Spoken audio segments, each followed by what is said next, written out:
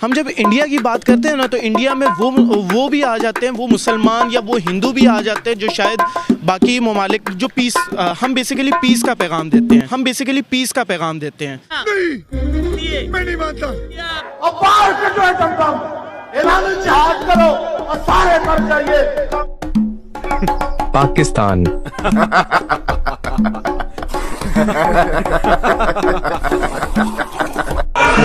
मैं जा रहा हूँ। आप क्या कर रहे हैं आप यार? Welcome to roast and react. दोस्तों, आज आपको मिलाने जा रहा हूँ पेप्सी तान। भारी मिस्टेक हो गया सर।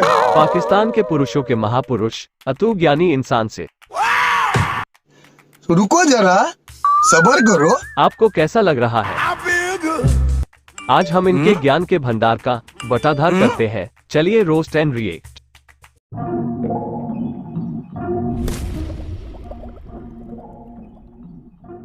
आपका नाम? हसन। ठीक हो गया सर, क्या करते हैं? मैं ईसीसी का स्टूडेंट तो क्या नाचो मैं? हूँ। सर रिसेंटली जो शाह फैसल हैं वो एक यूपीएससी के टॉपर हैं, आईएएफ के ऑफिसर हैं। तो उन्होंने एक बयान दिया है कि जिस तरह से क्लेम किया जाता है पाकिस्तान की तरफ से कश्मीर के पे बहुत ज़्यादा जुल्म हो रहा है, कश्मीर के माइनॉरिटीज़ पे बहुत ज़्यादा जुल्म हो रहा है। चढ़ा समझाओ इसे। तो उनका बयान ये है कि जो मुस्लिम्स हैं, माइनॉरिटीज़ हैं इंडिया में, वो बहुत ही ज़्यादा सेफ है। इसके अलावा उनका ये भी कहना था कि जो रशीद सनक हैं उनको तैनात कर दिया गया है यूके के प्राइम मिनिस्टर के क्या रहा है तौर पे। तो इससे जो है वो पाकिस्तान और मुस्लिम कंट्रीज़ जो हैं उनको बहुत ही बड़ा सरप्राइज़ मिलने वाला है। और उनका मज़ीद ये भी कहना था कि जो इंडिया है वहाँ पर नस्ल और मज़हब को बिलाए ताक रख के जितने भी माइनॉरिटीज़ हैं उनको गवर्नमेंट की टॉप पोस्ट जो है वहाँ पर तैनात किया जाता है। ये बड़ी अच्छी बात कही आप। तो क्या आप मुत्तफिक हैं इस बयान से? हर किसी का अपना पॉइंट ऑफ व्यू होता है। मैं ये तो नहीं कह रहा कि मैं उनकी बात से बिल्कुल मुत्तफिक नहीं हूँ। वाह बेटा, लगता है तुम गू खा के ही मानोगे। लेकिन देखें, उन्होंने अपने मुल्क का एक ऐसा इमेज पेश करना था जो दुनिया की नज़र में शायद बहुत ही बुरा इमेज गया हुआ है। मैं कब हो गया ये? कब? अब जैसे अगर हम खालिस्तान तहरीक की बात कर लें, सिखों की तरफ से भी ये कहा जा रहा है कि हमें वहाँ पर हुकूक नहीं मिलते। अब तो सच बोल दे। मुसलमानों की तरफ से भी बहुत सारे प्लेटफॉर्म्स पे ये कहा जा रहा है कि हमें इंसाफ नहीं मिल रहा। तो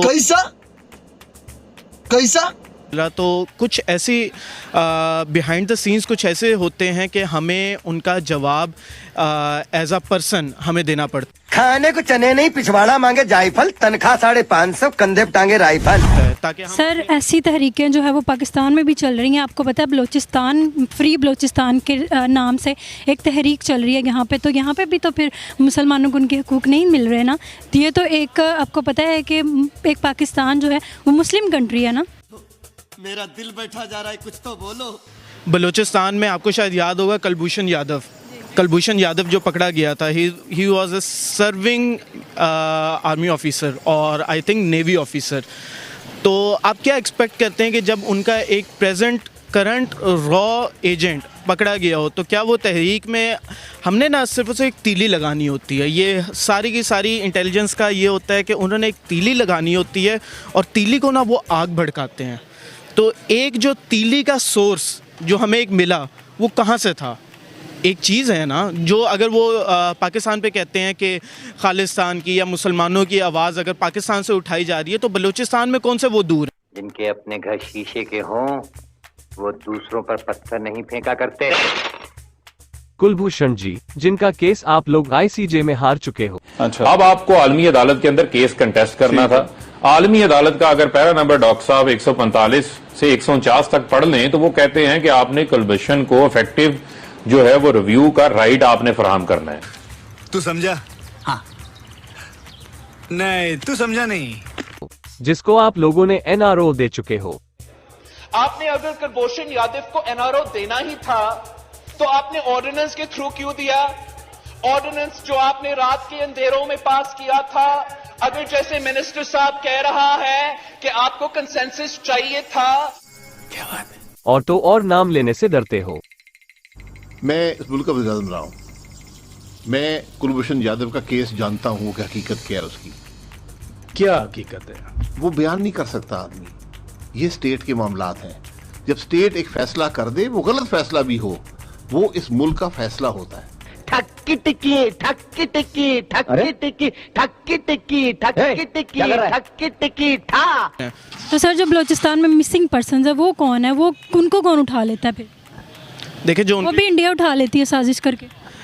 देखिए इंडिया को अगर हम डायरेक्ट किसी नेशन को टारगेट करें ना, तो ये हम जब इंडिया की बात करते हैं ना, तो इंडिया में वो भी आ जाते हैं, वो मुसलमान या वो हिंदू भी आ जाते हैं जो शायद बाकी ममालिक जो पीस, हम बेसिकली पीस का पैगाम देते हैं।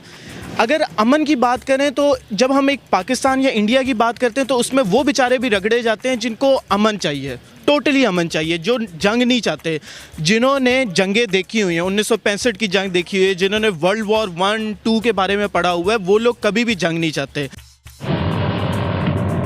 अजीब जानवर है। हम दूसरों पे तो बात तब करेंगे ना जब हम दूध के धुले हुए, हम खुद दूध के धुले हुए नहीं हैं। हम दूध के धुले हुए किस तरह नहीं है कि हम अपनी गवर्नमेंट को देख लें। एकदम इन्होंने वक्त बदल दिया, जज्बात बदल दिए, जिंदगी बदल दी। उन बेचारों को तो मेल नहीं करनी आती। इंडिया में भी आप देख लें, इंडिया में मेरे ख्याल से वो मोदी साहब को भी मेल नहीं करनी आती हो।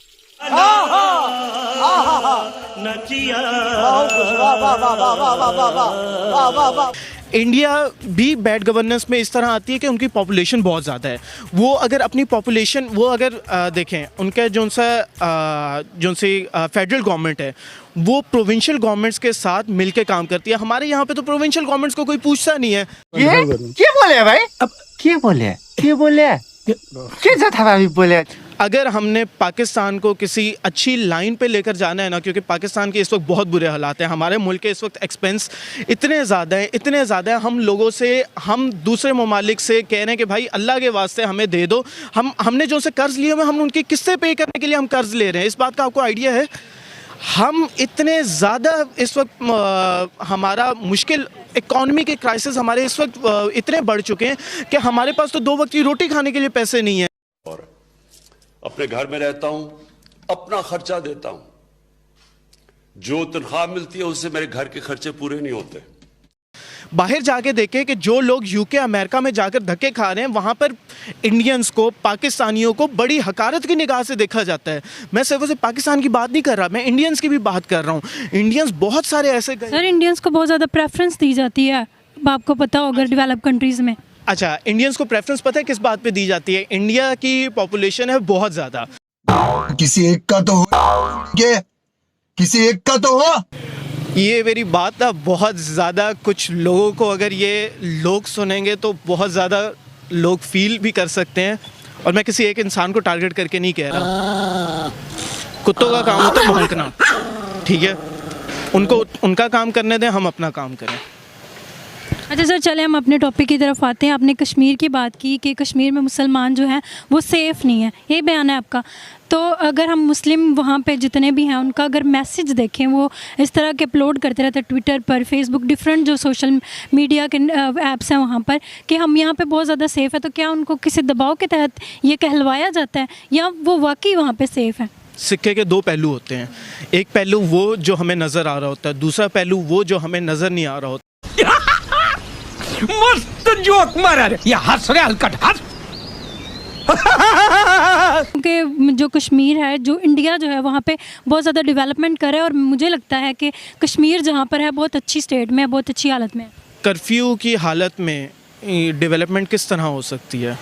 तो वहाँ पे प्रोजेक्ट शुरू किए जा रहे हैं, मैं आपको गिनवा सकती हूँ। मुझे प्लीज़ गिनवा दें। वहाँ पे अमित शाह जो हैं, ठीक है, वो इंडिया के एक मिनिस्टर हैं, उन्होंने वहाँ पर 42 जो हैं 1000 प्रोजेक्ट स्टार्ट कर दिए इलेक्ट्रिसिटी के हवाले से, वहाँ के इंफ्रास्ट्रक्चर के हवाले से। वहाँ पे इंफ्रास्ट्रक्चर को बेहतर कर दिया गया, वहाँ पे एजुकेशन जो है उसको प्रोवाइड किया जा रहा है, उसके लिए बहुत ज़्यादा काम किया जा रहा है। तो अगर हम पाकिस्तान, आपको पता है पाकिस्तान, आपने खुद अभी कहा है कि पाकिस्तान तो स्टेट में ही नहीं अपनी इकोनॉमी को संभाल सके, तो हम कश्मीर को लेकर क्या करेंगे?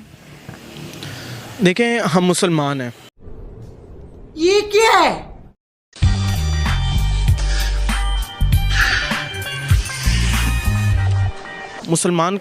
बेसिकली मुसलमान आपस में भाई बहन है, ठीक है? आप भी मुसलमान हैं, मैं भी मुसलमान। फाजी भैया आए हैं। बेवकूफ लड़की, भैया तो मत कहो, निकाह हुआ है तुम्हारा उसके साथ। तो इससे मेरा क्या कसूर है? पहले भाई और अब अब्बा का जवाई। वीर भाई कसम से क्या बोला? हेलो, क्या बोल रही हो? भाई कौन? ओह कजन होने मेरे, और भाई नहीं बोलती फिर। भाई मत बोलना उल्लू। ओह सॉरी गुस्सा दिला रही नहीं हो। बोलती। सबसे बड़ी मार्केट इस वक्त एशिया की सब कॉन्टिनेंट की कौन सी है? सबसे बड़ी मार्केट सब कॉन्टिनेंट की इंडिया है। मुझे अपने घर जाना है। मुझे अपने घर जाना है। दोस्तों, इस वीडियो में मैंने फैक्ट कम दिए हैं क्योंकि पाकिस्तान के लोग हमारी वीडियो नहीं नॉटी अमेरिका देखते हैं। इस ज्ञानी जाहिल के पास 3 जवाब है। पहला, इंडिया की पॉपुलेशन ज्यादा है, इंडिया बड़ी मार्केट है और इनका मैन हथियार की ये इकलौते मुसलमान है जिसका सर्टिफिकेट हर पाकिस्तानी देते हैं। दोस्तों, वीडियो को लाइक करिए, चैनल को सब्सक्राइब करिए। मिलते हैं अगले रोएस्ट एंड रिएक्ट में। जय हिंद।